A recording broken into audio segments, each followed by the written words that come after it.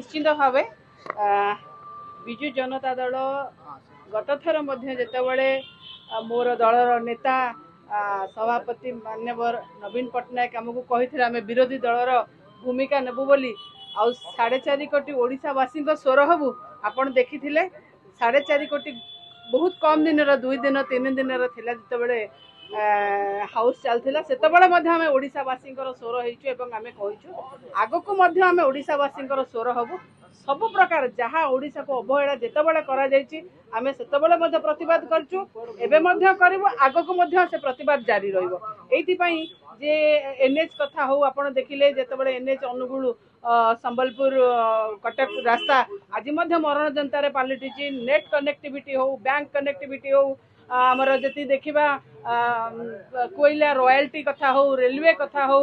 सब कथा जदि कहबा शिक्षा कथा जदि कहबा जे शिक्षा आम एकलव्य एवं केंद्रीय विद्यालय डिमांड करूँ आ खास करी पुणी थे कहि गोटे महिला हिसाब से जे महिला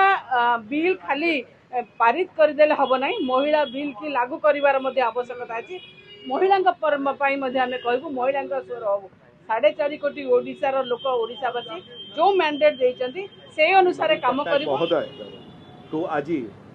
विजु जनता दल समस्त सांसद माने सर्वसम्मति क्रमे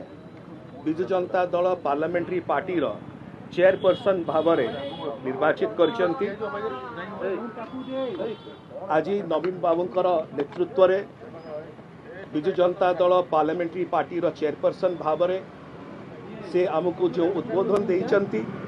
केमतिका 4.5 कोटी ओडिशावासी आम स्वर हो